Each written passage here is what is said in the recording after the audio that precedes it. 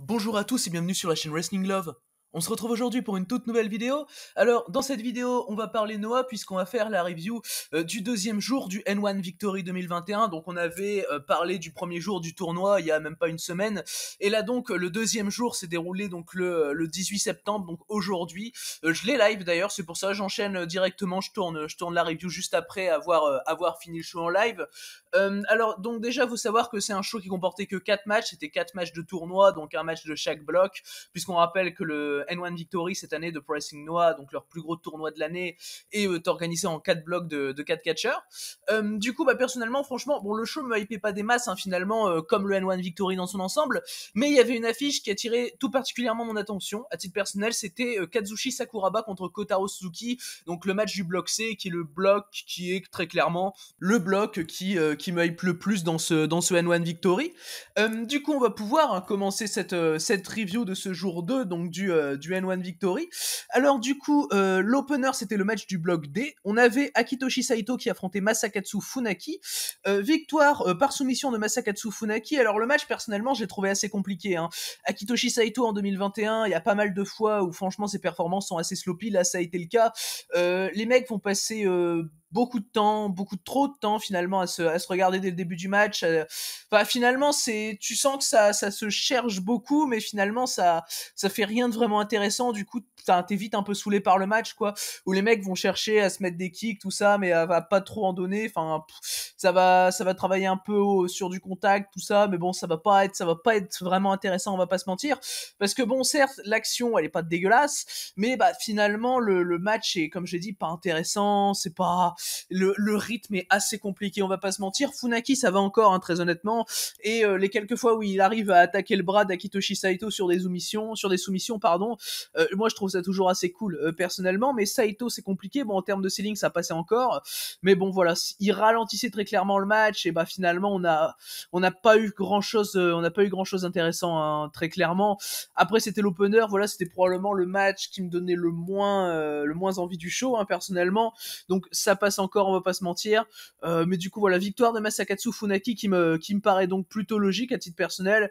Saito c'est très clairement en termes de booking le mec qui va être en bas de son bloc, hein, ce qui me paraît logique. Et du coup tu as Funaki qui rejoint donc Kazuyuki Fujita à 2 points, hein, dans ce tournoi, sachant que Saito était du coup à 0 points, tout comme Masaki Tamiya qui avait perdu lors du jour 1 contre Fujita. Donc du coup voilà pour cet opener, donc remporté par Masakatsu Funaki. Alors personnellement ce match, j'ai pas encore dit ma note, je l'ai mis 2,75, hein, c'est clairement le moins bon match des 4 matchs du show.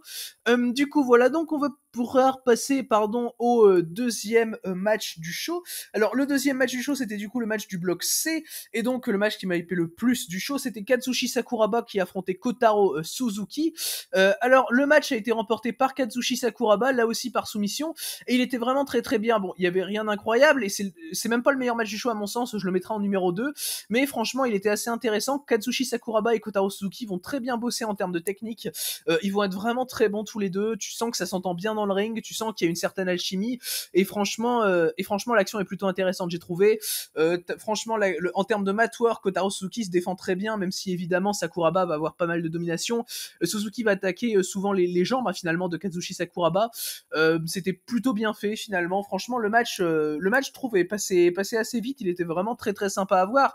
Après comme je dis, voilà, il y a rien d'incroyable, et personnellement je pense qu'ils auraient pu faire plus s'ils avaient été un peu plus haut dans la carte, hein, très honnêtement, parce que bon, passer deuxième sur un show de 4 matchs, c'est pas spécialement sur celui-là qu'on va accorder beaucoup d'importance, même si ça restait assez long quand même, hein, et ça y a pas de problème sur ça, mais voilà, en tout cas c'était vraiment un très bon match, j'ai trouvé. Et franchement, comme d'habitude, Sakuraba, je trouve qu'il fait bien le taf. Je trouve que franchement il fait une bonne année, Sakuraba. Et Kotaro Suzuki, il est toujours très bon, franchement, dans son offense, il est toujours assez efficace, assez impactant. Voilà, il y a quelques strikes qui sont vraiment bien dans le match également. Donc pour moi, très clairement, ça a bien fait le taf. Voilà, j'ai mis 3,5 parce que c'est pas non plus incroyable, mais en tout cas vraiment un bon match dans ce bloc C. Et du coup Katsushi Sakuraba remporte le match et va à 2 points. Du coup il rejoint Masato Tanaka en tête du bloc C à égalité à 2 points, et ayant perdu le match, Kotaro Suzuki reste à 0 points donc, et quant à lui il est égalité avec Katsuhiko Nakajima, hein, qui avait perdu contre Tanaka lors de la première journée, donc c'était le 12 septembre. Du coup voilà donc pour ce match du bloc C, donc remporté par Katsushi Sakuraba. On va maintenant pouvoir passer au pré-main event du coup de ce show numéro 2 du N1 Victory 2021. La review va être assez courte finalement parce que c'est un show assez court avec peu de matchs. Du coup alors le pré-main event, c'était le match du bloc B. On avait Daiki Inaba, donc protégé de Muto du côté de chez Wrestle One, qui affrontait Masaaki Mochizuki, donc qui nous vient de Dragon Gate et qui fait souvent des piges chez Pro Wrestling Noah. Alors Daiki Inaba contre Masaaki Mochizuki, à mon sens, c'était le meilleur match du show, et c'est également le meilleur match depuis le début de ce N1 Victory. Bon, évidemment, on est qu'à la journée 2, ça pourra toujours être dépassé, il y a même de grandes chances que ça le soit, mais ça reste vraiment très très très cool à voir. Personnellement, j'ai mis 3,75. Donc c'est légèrement au-dessus de Tanaka Nakajima par exemple, qui est du coup mon deuxième match préféré depuis le début du N1, où j'avais mis 3,5. Et du coup, alors par rapport à ce Inaba Mochizuki, franchement, je l'ai trouvé excellent. Enfin, peut-être pas excellent, mais très très bon en tout cas. T'as Inaba qui va directement attaquer Masaaki Mochizuki dans le coin. Le mec, il va pas. Enfin, franchement, il va pas broncher. Daiki Inaba, il y va direct. Il a pas peur. Tu vois déjà sur son pantalon, t'as écrit Never Back Down. Donc déjà, tu vois un peu la mentalité dans laquelle il est. Le mec, voilà, il assène Mochizuki plein de coups d'avant-bras. Il le fait tomber au sol et tout. Et il va même l'attaquer à l'extérieur du ring. Mochizuki, il va devoir vraiment reprendre son souffle. Tu sens que Mochizuki est vraiment surpris finalement par Daiki Inaba. Daiki Inaba qui est loin d'être quelqu'un de crédible par rapport à ce N1 Victory, et il est de toute façon assez loin même de Mochizuki en termes de crédibilité. Du coup, t'as Mochizuki qui est vraiment surpris. Il va rester à l'extérieur du ring jusque 19. Il va casser le décompte pour revenir à l'extérieur du ring pour encore plus récupérer. Enfin, tu vois que le mec est bien surpris. Il va reprendre ses esprits. Juste derrière, quand ça va revenir dans le ring, il va revenir. Il va il va attaquer la jambe de Daiki Inaba. Et j'ai d'ailleurs trouvé ça très bien, le leg work de Mochizuki à partir de ce moment-là sur le match était vraiment très cool à voir. Même si bon, le seul petit défaut que je vais avoir avec le match, c'est que par moment tu as Inaba qui va courir dans les cordes, tout ça. Enfin, le selling est pas parfait, mais le selling est vraiment bien. Tu sens que le mec se touche régulièrement la jambe, tu sens que le mec a vraiment mal. Par exemple, à un moment, il porte une German suplex à Mochizuki et il fait il fait un tombé qui demande un gros appui sur ses jambes, et du coup juste après, quand Mochizuki se dégage à 2, Inaba, tu sens qu'il a vraiment très mal à la jambe et il a du mal à se relever. Enfin, il y a pas mal de moments comme ça que j'ai trouvé très bien fait, et finalement le selling d'Inaba était pas hyper gênant, mais il y a quelques moments où je trouve que ça aurait pu être amélioré. Après, Inaba, il est jeune, hein, il reste vraiment bon, je trouve, et c'est probablement le meilleur match solo que j'ai pu voir de Daiki Inaba personnellement, sachant que j'ai pas vu des masses de son run de Wrestle One, pour être très honnête avec vous, et franchement toute l'action va être bien fluide.